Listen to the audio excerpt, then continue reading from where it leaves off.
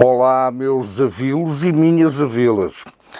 A Premier League acabou de anunciar por estes dias uma medida que poderá ser, digamos, trazer algumas ondas de choque. Em Inglaterra, mas principalmente nos países que estão mais dependentes. Eu vou explicar o que é. A Premier League anunciou que, muito em breve, as casas de apostas, os sites de apostas, vão deixar de patrocinar as camisolas dos clubes da divisão mais importante do campeonato inglês. O peso em Inglaterra não é assim tão grande. Apenas 8 das 20 equipas da Premier League têm publicidade a sites de apostas, a casas de apostas. E mesmo assim, esses 8, nenhum deles é dos chamados dos Big Six, ou seja, dos 6 mais importantes, do Arsenal, do Chelsea, o Liverpool, o Manchester City, o Manchester United e o Tottenham. São tudo equipas, digamos, de menor dimensão. Ainda assim, são milhões e milhões de libras, milhões e milhões de euros. Em Portugal, o panorama é ligeiramente diferente. Em Portugal, 12 das 18 equipas da primeira divisão têm nas suas camisolas publicidade a sites de apostas. E das 6 equipas que não têm publicidade em sites de apostas, tirando o Portimonense, que faz publicidade a uma empresa que organiza eventos no Japão, e o Benfica, que é o único clube da Primeira Liga Portuguesa que efetivamente tem um sponsor, um main sponsor nas suas camisolas, um patrocinador, digamos que à escala planetária, a Fly Emirates. Todas as restantes, ou seja, Aroca, Vizela, Gil Vicente e Marítimo, têm como principais patrocinadores empresas grandes, obviamente, mas empresas mais localizadas nas suas regiões. Quer isto dizer que a decalagem entre, e só estamos a falar aqui de Inglaterra, não estamos a falar de outros países, dos Big Five, dos Big Six, campeonatos europeus de países, estamos a falar apenas aqui nesta comparação. Se a diferença já é enorme, imaginem a dificuldade, e estamos a ver que apenas o Benfica conseguiu um patrocinador à escala global, que patrocina outras grandes equipas do mundo do futebol. Todas as outras equipas não têm um patrocinador. E porque é fácil, o mercado português não é apelativo. E essa é uma das grandes diferenças para aquilo que eu vos quero falar a seguir. Ora, se já há dificuldades em arranjar patrocínios que garantam que os clubes tenham jogadores que possam fazer a diferença numa liga como a portuguesa, porque o mercado não é apelativo, ninguém liga à Liga Portuguesa, ninguém está aí para o campeonato português. É quase que um milagre aquilo que o Benfica fez esta época de chegar para já aos quartos de final e noutros anos, o Porto também chegou a fazer, é quase um milagre e nós vimos a diferença.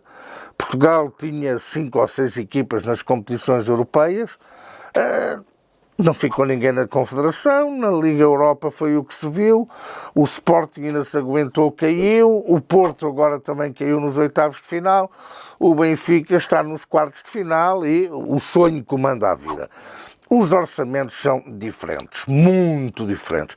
E só para terem uma ideia da diferença, e há muitos adeptos, nomeadamente do Benfica, que ainda não perdoaram ao Enzo Fernandes. Eu vou-vos aqui dizer uma coisa. Segundo um site, que é o Salary Sports,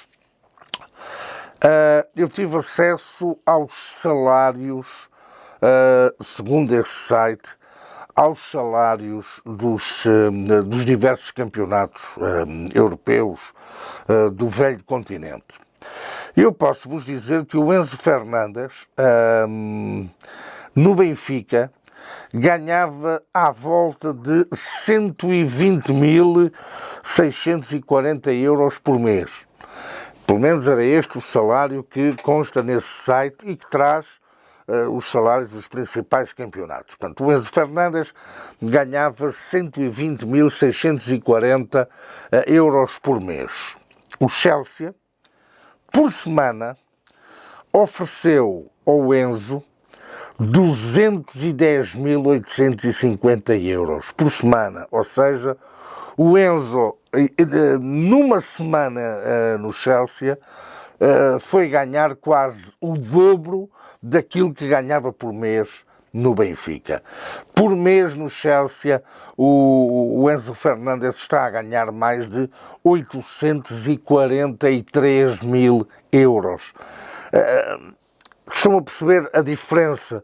Só se conseguem ter salários apelativos para grandes jogadores se houver patrocínios. Ora, se já começa a haver um movimento de retirar aquelas empresas que estão, e não estou aqui a discutir que concordo que casas de apostas patrocinem clubes de futebol ou clubes desportivos. É outra conversa para outra altura. Mas aquilo que eu digo é, em 18 equipas, 12 em Portugal, na Primeira Liga, os seus principais patrocinadores são as casas de apostas. Se a UEFA for atrás daquilo que vai ser feito em Inglaterra, eu pergunto para que buraco vai cair o futebol português, nomeadamente se quiser ser competitivo a nível internacional. E já que falei em salários, só para terem uma ideia, em Inglaterra, por exemplo, no Manchester City, o jogador que ganha mais em Inglaterra por mês é o Kevin De Bruyne no Manchester City, que ganha 1.950.000 euros por mês. 1.950.000 euros por mês. Se levarmos em linha de conta que, por exemplo, o quinto jogador em Inglaterra que ganha mais por mês é o Jadon Sancho do Manchester United, que ganha 1.700.000 euros por mês. Em Espanha, por exemplo, o Hazard do Real Madrid é o jogador que mais recebe, ganha 2.250.000 euros por mês. O Oblak, por exemplo, que passou no Benfica, no Atlético de Madrid, ganha 1.670.000 euros por mês. Em França, o Kylian Mbappé, por mês, no Paris Saint-Germain, recebe 6 milhões de euros. Querem ver uma coisa engraçada? O orçamento mensal do Benfica, que é o maior orçamento dos clubes da primeira divisão, a folha salarial mensal do Benfica é de 3.272.220 euros. Ou seja, só o Mbappé, sozinho e por mês, ganha mais, recebe mais do que, recebe mais o dobro quase, do que o Benfica paga ao seu plantel mensalmente para ter todos os seus jogadores.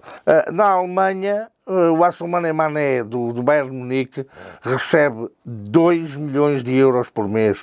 O Coman, também do Bayern, é o quinto jogador que recebe um salário maior, recebe 1.420.000 euros por mês. A Itália, que é destes Big Fives, de Inglaterra, Espanha, França, Alemanha e agora a Itália, que é aquele que tem os salários mais baixos, mas ainda assim o Vlahovic da Juve é o jogador da Itália que mais recebe 1.070.000 € por mês. Portanto, para perceberem a diferença, e apesar de tudo, para perceberem quase que o milagre que as equipas portuguesas, de uma forma geral, mas no caso concreto, por exemplo, o Benfica, está a fazer este ano. O futebol português é uma tanga, não é? Quer dizer, nós somos uns tesos, porque não somos um mercado apelativo. E os clubes, como o Benfica está a fazer, têm de facto a capacidade de se poder regenerar com a garotada que vem da formação. E depois apostar nestes jovens, como foi o caso do Enzo, mas é só para que entendam e não fiquem às vezes muito zangados. Não é por incapacidade de gestão, e isto não é estar a passar o pano a ninguém, é mesmo porque é complicado. Porque, já agora vos digo também, destas casas de apostas que patrocinam a maioria dos clubes em Portugal, patrocinam da primeira divisão, patrocinam 12 dos 18, de certeza absoluta que, e estamos a falar de grandes clubes, portanto, Porto e o Sporting, que são patrocinados, e Braga, por casas de apostas, mas essas mesmas casas de apostas, por certo, também patrocinam clubes noutras ligas, e de certeza absoluta que onde eles pagam menos de patrocínio é em Portugal. As coisas são o que são, valem o que valem. A Liga Portuguesa é uma liga de tesos. Já agora, não se esqueçam, está aqui, subscrevam o canal, cliquem no sininho, partilhem, deixem os vossos comentários, ajudem-nos a crescer. Pronto, lá está, não podemos competir também, não é? Com os canais no YouTube dos outros países, mas pronto, podemos sempre tentar um pouco mais. Portanto, já perceberam, ou pelo menos espero que tenham percebido, nós somos mesmo tesos, nós somos mesmo pequeninos, o futebol português, tudo aquilo que não adianta querermos fazer vida de rico quando não temos dinheiro nem para mandar cantar um cego, porque nenhuma, efetivamente, ou poucas ou nenhumas, em Portugal, lá está, temos a Fly Emirates com o Benfica e mais nada, se não forem as casas de apostas, os sites de apostas, os clubes portugueses vão ter grandes dificuldades em sobreviver, e vamos ver o que é que aí vem, a pancada que aí vem, mas não é, pronto, lá está, como dizemos em Angola, não é? Gindunga e mataca alheio, para mim, é refresco.